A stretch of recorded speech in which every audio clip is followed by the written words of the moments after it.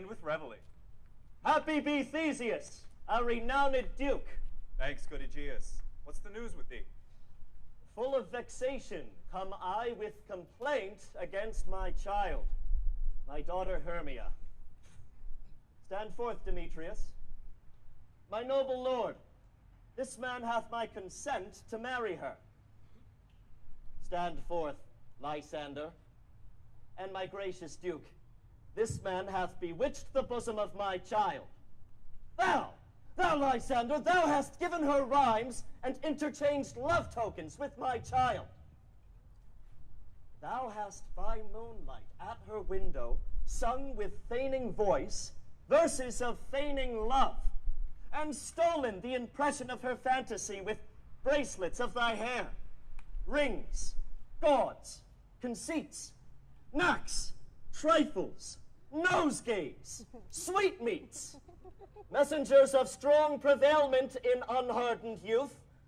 With cunning hast thou filched my daughter's heart, and turned her obedience, which is due to me, to stubborn harshness.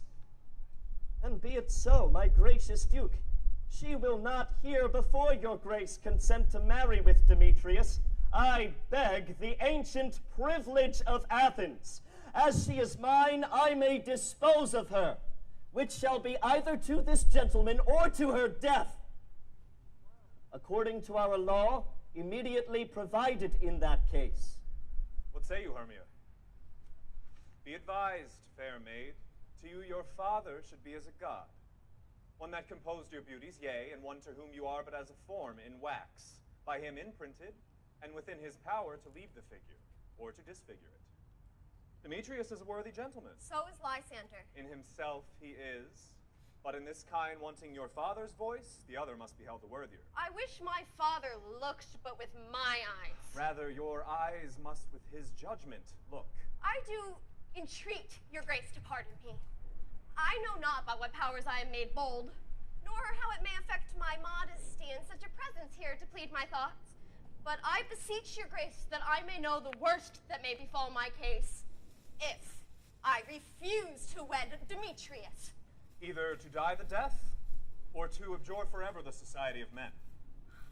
Therefore, fair Hermia, question your desires. Know of your youth. Examine well your blood, whether, if you yield not to your father's choice, you can endure the livery of a nun. For I to be in shady cloister mewed, to live a barren sister all your life, chanting faint hymns to the cold fruitless moon. Thrice blessed are they that so master their blood to undergo such a maiden pilgrimage. But earthlier happy is the rose distilled, than that which withering on the virgin thorn grows, lives, and dies in single blessedness. So will I grow, so live, so die, my lord, ere I will yield my virgin patent up unto his lordship, whose unwished yoke my soul consents not to give sovereignty. Take time to pause.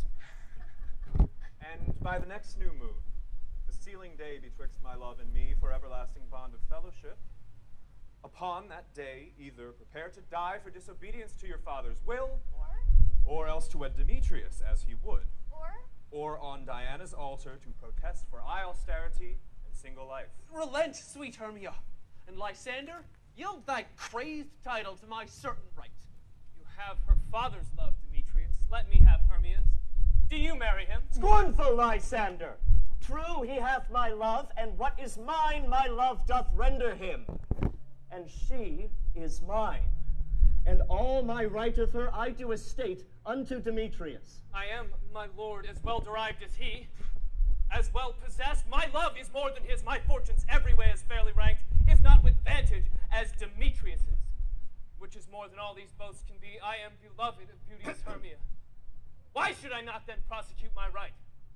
Demetrius, I'll avouch it to his head, made love to Nadar's daughter Helena, and won her soul, and she, sweet lady, dotes, devoutly dotes in idolatry upon this spotted and inconstant man.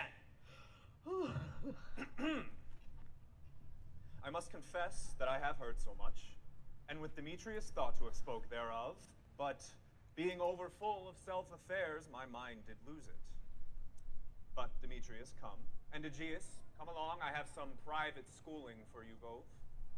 For you, fair Hermia, look, you fit your fancies to your father's will, or else the law of Athens yields you up, which by no means we may extenuate, to death or to a vow of single life. Come, Hippolyta, what cheer, my love? Demetrius and Egeus, go along. I must employ you in some business against our nuptial, and confer with you of something nearly that concerns yourselves. With duty and desire we follow you.